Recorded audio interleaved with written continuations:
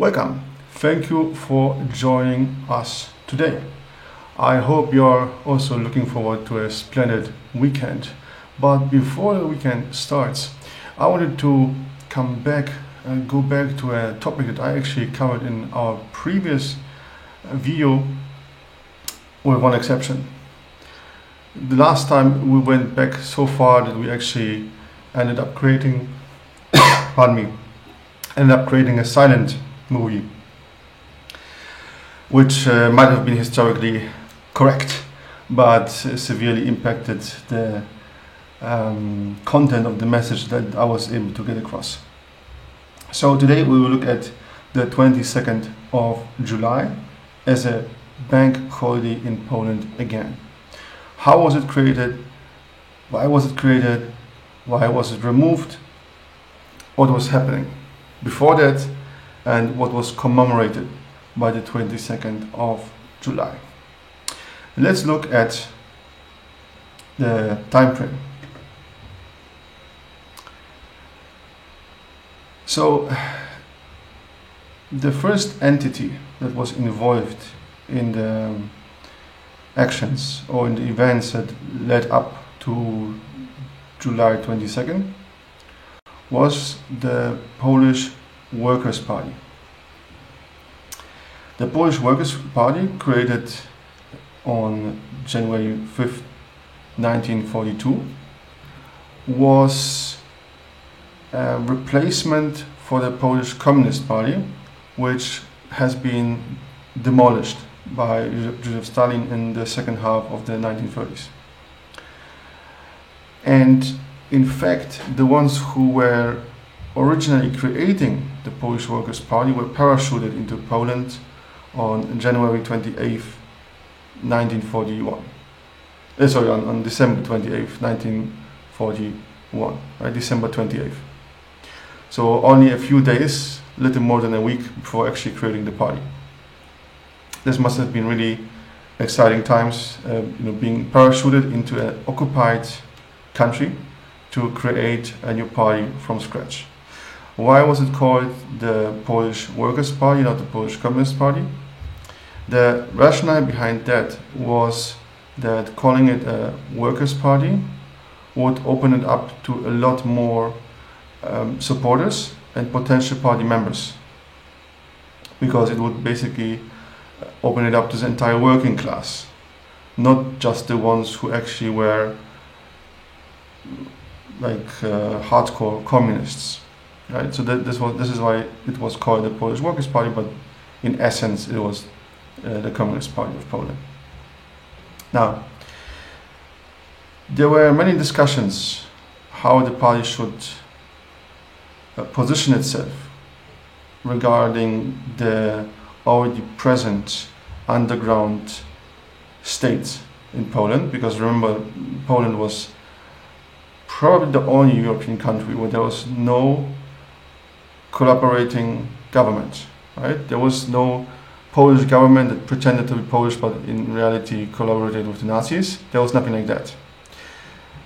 We had a government in exile in London, and we had government structures within Poland as an underground state. So the PPR was having negotiations with the underground state in order to find its place among different Polish parties that were still present, like the Polish Socialist Party, for instance. But unfortunately, those negotiations did not conclude in a positive conclusion, did not end well. And so more and more leaders of the PPR, including Władysław Gomułka, who many years later, actually 12 years later, became the first secretary of the United Workers' Party in Poland, suggested that if the underground parties don't want to collaborate, they need to create like a parliament of their own. And this parliament was later called the State National Council, Krajowa Rada Narodowa. And this State National Council was created during the night of December 31st, 1943 and January 1st, 1944. Later on, this parliament was trying to act like a democratic body. They also invited representatives of other parties to join this parliament.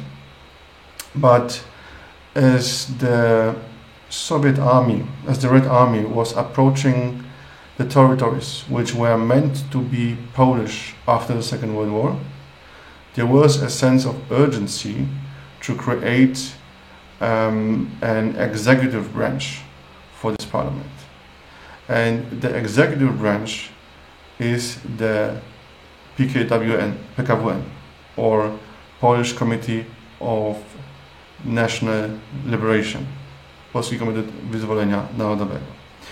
And the announcement of this committee in reality came through Radio Moscow on July 22nd, 1944. However, in post-war history books, you would find that it was proclaimed in Chełm at the same day. Why in Chełm? Because Chełm was the first city, the first bigger Polish city that was liberated after the Red Army crossed the Kherson line, which was agreed in Tehran during the Tehran summit in December 1943 to be the future eastern border of Poland. Remember that Poland after the Second World War was moved westwards by roughly maybe 400 kilometers, right? And already in Tehran, Winston Churchill, Franklin Delano Roosevelt and Joseph Stalin agreed that this Kherson line would be the eastern border of Poland. So when the Red Army crossed this imaginary line, this was the right moment to instate an executive branch that would take care of those Polish territories which were meant to remain Polish after the Second World War, and also the ones that were to become Polish after being taken away from Nazi Germany. And that's exactly the role that the PKWN or the Polish Committee of National Liberation took on December 20. Today I'm making mistakes with months, sorry about that. On July 22nd, 1944. This PKWN didn't last long. It was put in place for roughly half a year and later turned into the provisional government of the Republic of Poland, which was put in place in late December 1944. Now,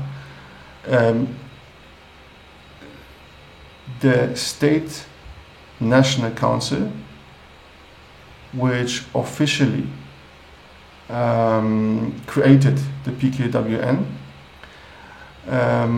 was still acting until the first parliamentary elections in 1947. And let's maybe take a look at what was the main narrative or the main programmatic ideas that were declared in the PKWN manifesto. Primarily, they were declaring that Poland wants to get back territories from Nazi Germany. They were declaring that they want to implement reform for farmers so that farmers could get more land for free or for a very, very, very small fee, symbolic fee. They were declaring that they will implement a minimum wage, that they will improve the welfare system, They were promising freedom of political activities, freedom of unions, freedom of press, freedom of consciousness. And this was fairly progressive compared to pre-war Poland. Remember that Poland in the second half of the 1930s actually turned into a dictatorship. We even had our concentration camps, right? We had political prisoners. So it was really very far from the democratic idea, right? And in 1945, 1 year later, the State National Council has declared the 22nd of July to become a holiday. Obviously, in 1990, after Communist Poland became history, our right-wing dominated parliament wanted to abolish everything that was related to Communist Poland, including bank holidays. So that's why on April 6, 1990, they voted to remove this holiday, instead proclaiming another holiday which was related to the 1791 Constitution of May the 3rd. So that's the short history of the PKWN Manifesto, why it was important, what the PKWN was, who created it, why it was created, and what became out of it.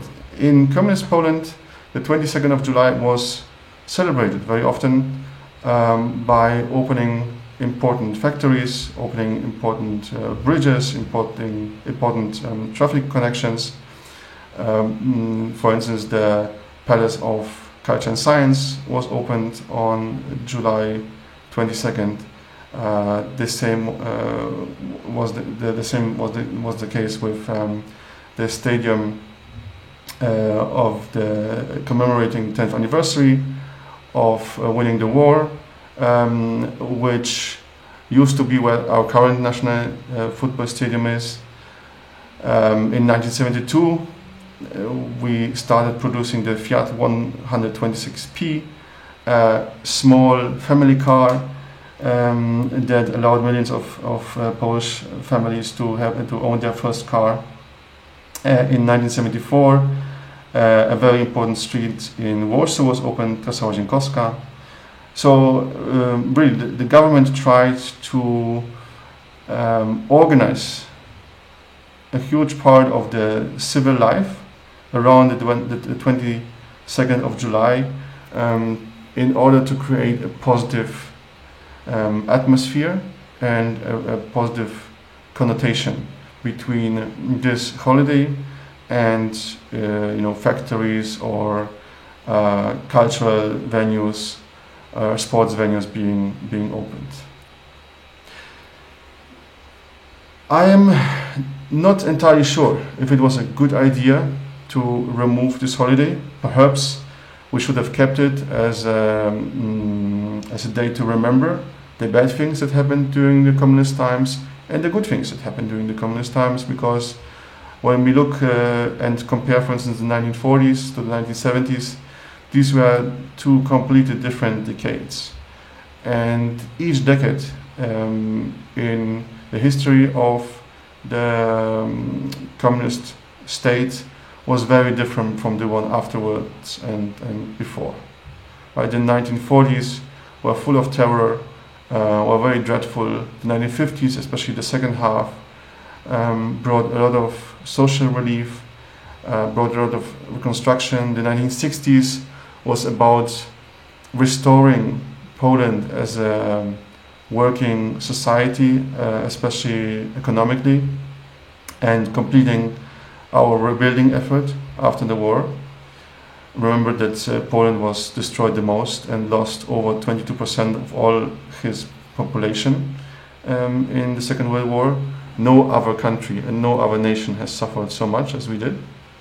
The 1970s was about a leap forward into a future that hardly anyone could envision or dream about before, thanks to Edvard Gierek. And the 1980s were about an economic slowdown caused to a large degree by tensions with the United States, led by Ronald Reagan. So, every decade was different, and it would be good to have a day to remember that, and to have a differentiated view that would remember the bad things and also the good things about those 45 years of the Polish history. But unfortunately, so far we haven't matured enough to be able to look back without strong emotions and to be able to acknowledge from a rational standpoint what was working well and what was working poorly, or what was missing in the 45 years of the communist era. Thanks so much for your attention again. I hope now you know why the 22nd of July was important, and wishing you a wonderful weekend. Please stay tuned, and please tune in the next time when we broadcast again. Feel free to leave your comments, like, subscribe, and share. Thanks so much for your attention, and see you next time.